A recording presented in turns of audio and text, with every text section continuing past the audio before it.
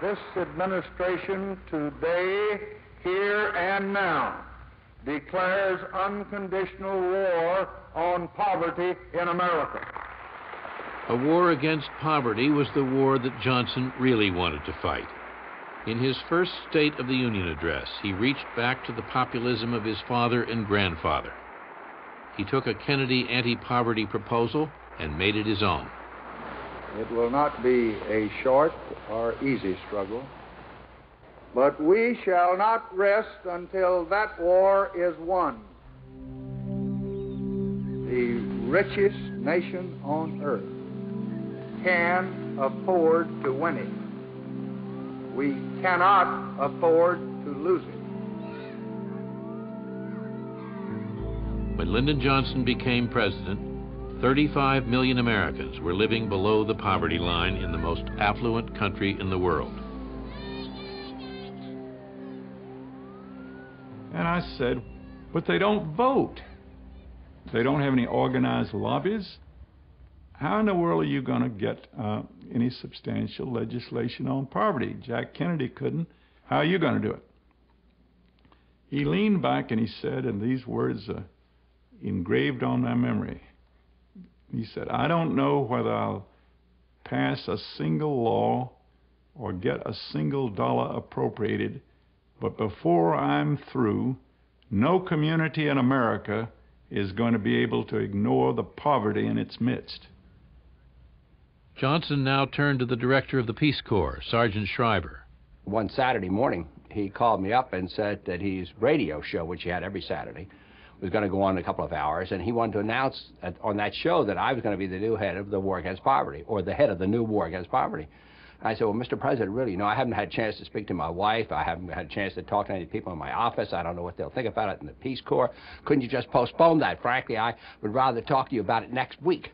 He said, well, now, Sergeant, he said, no, the truth is we've got to get on with that war against poverty. So please talk to Eunice now. Just talk to her now, and I'll call you back. So I put the phone down. I couldn't believe my ears. Next thing you know, the phone rang again. There was the president on it. He said, well, what have you decided? And I said, well, Mr. President, it would really be much better for me and my family if we could just talk about this next Monday or Tuesday and see what, I have a better idea of what you want me to do. And I'm afraid if you announce that I'm the head of the war of poverty, people ask me what I'm going to do about it, and I don't know. And that will be a source of embarrassment to me and maybe not so good for you. He said, well, Sarge, he said, I have this radio program. It's going on about an hour. He said, let me call you back. So he called me back about 20 minutes later, and in a very low voice, confidential sounding voice, he said, now listen, he said, I'm going to announce you, and I can't speak about it loud because I have the whole cabinet here in the office, but you just have to understand, Sergeant, this is your president speaking, and I'm going to announce you as the head of the war against poverty. Boom. I turned to my wife and I said, looks as if I'm going to be the new head of the war against poverty.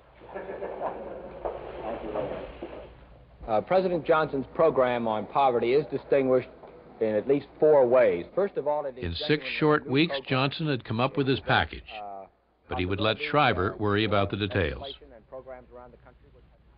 He didn't have to tell me what he desired. I knew what he desired. He wanted to get going big, and he wanted to get going with success. He didn't have to tell me that.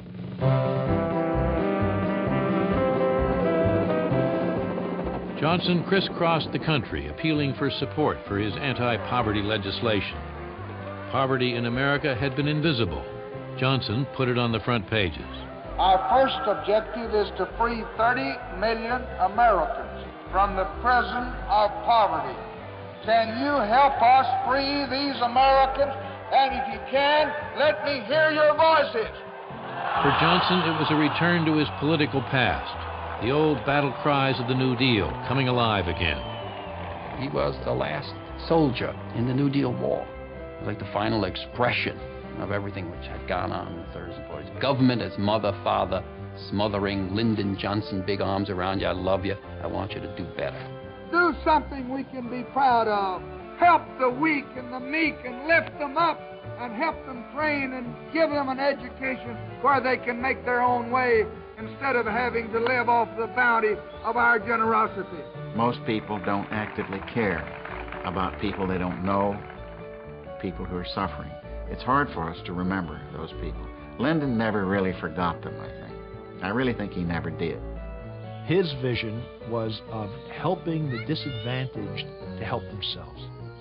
His hope was that you give them education, you give them opportunity, you give them the chance to come into the mainstream of American middle-class economic life. And that's as thoroughly American as apple pie. We have a right to expect a job, to provide food for our families, a roof over their head, clothes for their body. And with your help, and with God's help, we will have it in America. Thank you.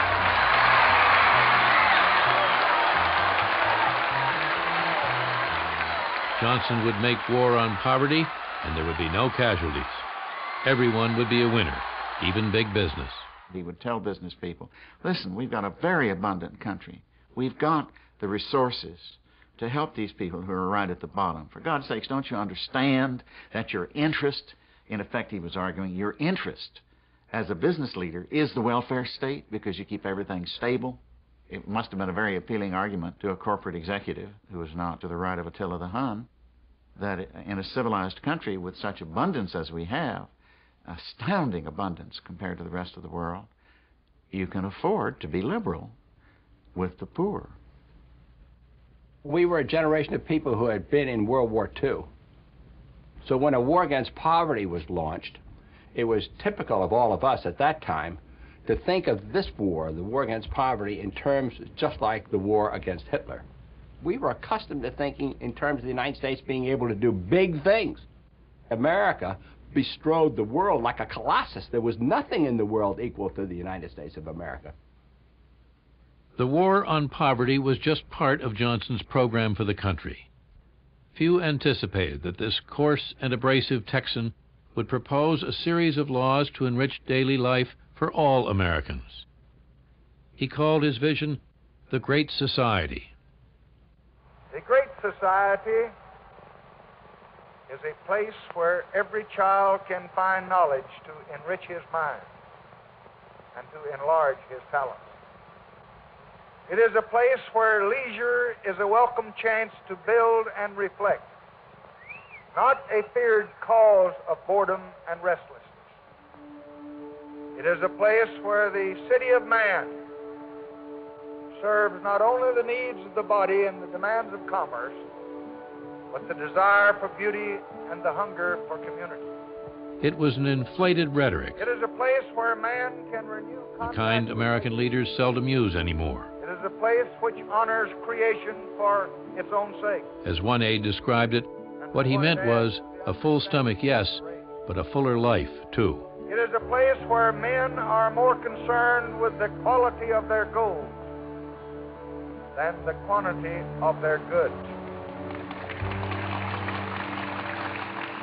His aspirations were enormous. He wanted to do something for everyone.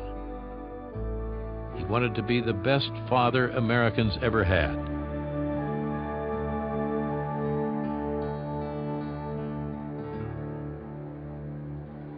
But in 1964, Johnson still thought of himself as standing in John Kennedy's shadow. He hated that he was merely an accidental president.